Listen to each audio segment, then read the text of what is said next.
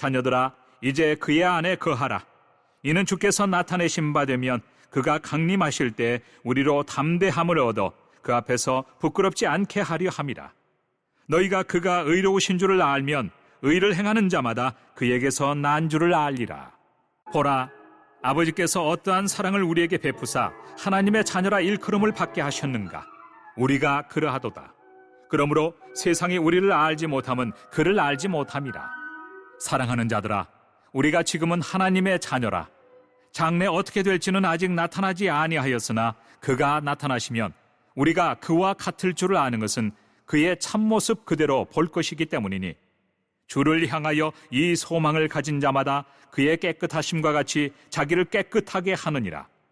죄를 짓는 자마다 불법을 행하나니 죄는 불법이라.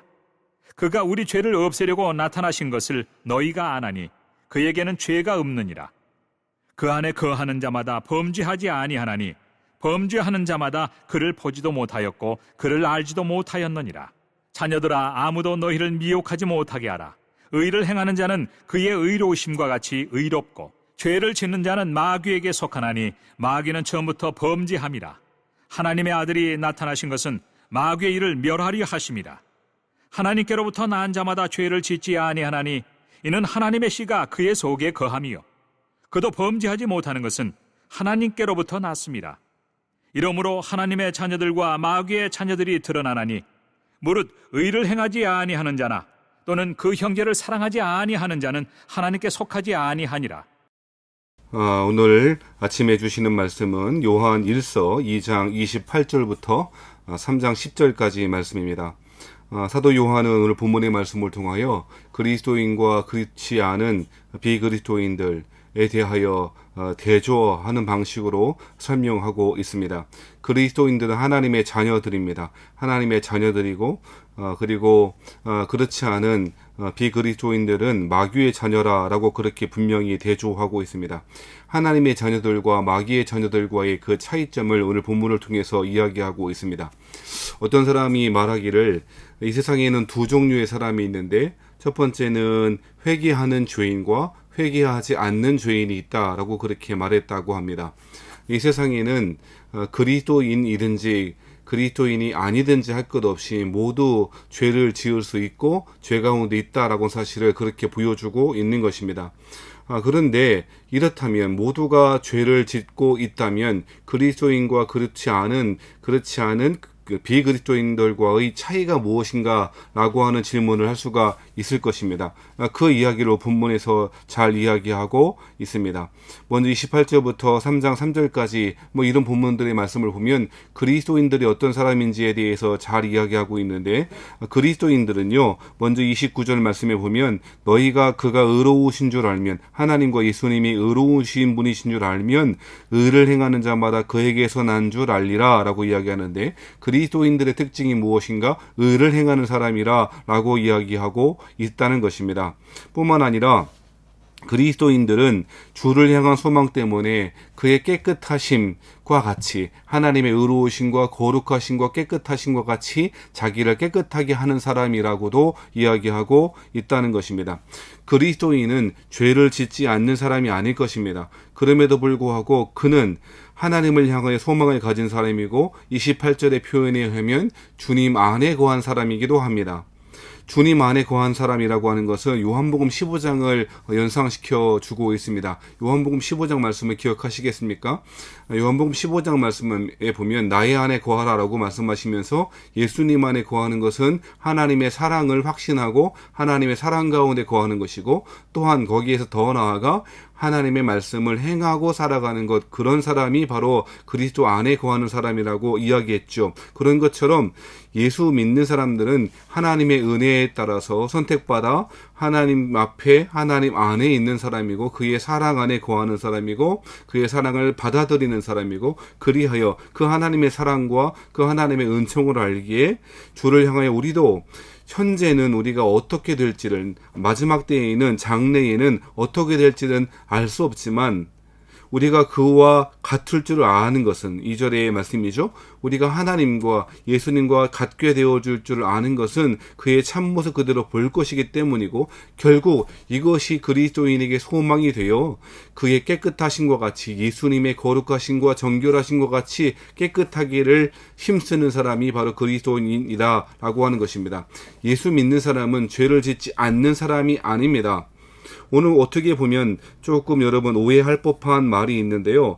그 말씀을 보면 6절 같은데 말씀을 보면 그 안에 거하는 자마다 범죄하지 아니하나니 범죄하는 자마다 그를 보지 못하였고 그를 알지도 못하였다라고 이야기하고 있습니다. 마치 우리가 죄를 지으면 하나님의 자녀가 아니다라고 하는 듯이 보여지는 말씀입니다만 이것은 굉장한 주의를 필요로 합니다. 잘 해석해야 될 것입니다. 오늘 본문의 말씀은 죄를 짓는 자만 죄를 지으면 당장 하나님의 자녀가 아니다라고 하는 증거를 말하는 것이 아니고요.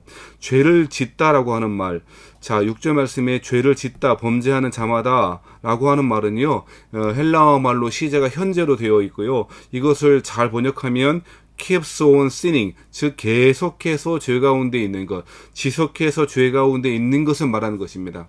그러니까 그리스도인들은 하나님의 은혜를 경험하고 하나님 안에 거함으로 지속적인 죄 가운데 빠져 있을 수 없습니다.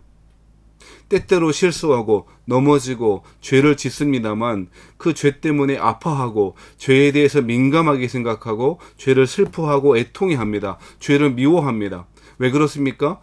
우리 안에 계신 예수님이, 우리를 구원하신 하나님이 그렇게 깨끗하시고 거룩하신 분이기 때문인 것입니다. 그 사랑을 알기에 죄를 미워하고 죄에 대해서 민감하게 생각합니다. 둔감하지 않습니다.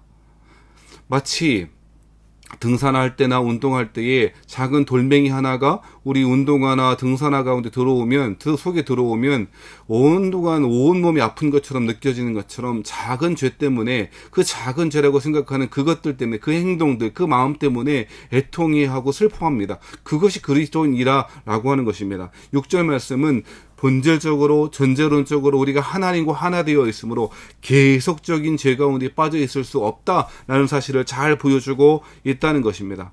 여러분, 우리가 확신해야 될 것이 이것이라고 생각합니다. 우리가 이 하나님의 은혜, 이 지속적으로 우리를 구원하시고 날마다 십자가의 보혈로 깨끗하게 하시는 그 하나님의 은혜를 확신하는 것, 그것이 그리스도인 것입니다. 그리스도인들도 죄 짓습니다. 하지만 그 죄가 우리를 지배하도록 두지 않습니다. 하나님이 그렇게 하시지 않습니다. 하나님이 우리 안에 계신 성령님이 그렇게 만들어가지 않는 것입니다. 우리를 깨끗하게 하시는 것입니다. 날마다 정결하게 만들어 가십니다. 그럼 우리는 죄 가운데 빠져 있지 않습니다. 죄를 계속해서 범죄하지 않는다라고 하는 것입니다. 이것이 그리스도입니다. 사랑하신 여러분, 우리는 이 은혜 안에 살아가는 존재입니다.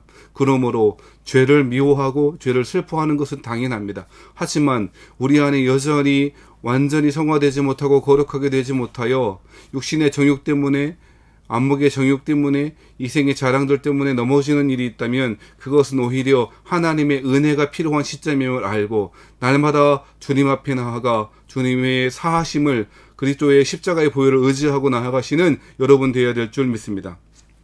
두 번째로, 그렇다면 그리스도인이 아닌 사람들, 오늘 본문의 말씀에는 8절의 말씀 이렇게 이야기하는데요. 8절 말씀에 보면 죄를 짓는 자는 마귀에게 속했다. 마귀는 처음부터 범죄함이라. 하나님의 아들이 나타나신 것은 마귀의 일을 멸하려 하심이라 라고 이야기하고 있습니다.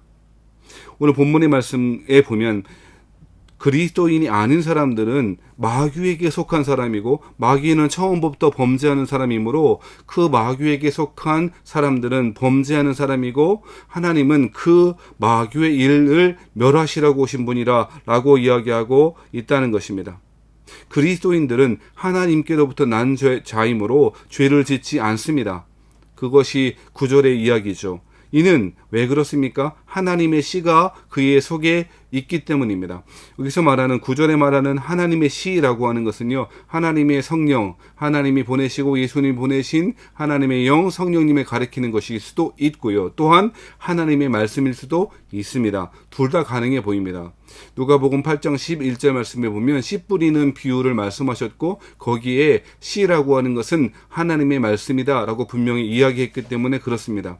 우리는 우리 안에 성령님이 계십니다. 우리 안에 하나님의 말씀이 계십니다. 말씀으로 우리를 새롭게 하시고 진리로 거듭나게 하십니다. 그러므로 우리는 죄 가운데 계속해서 빠져있지 않습니다. 그게 하나님의 자녀인데, 마귀는 어떻다고요?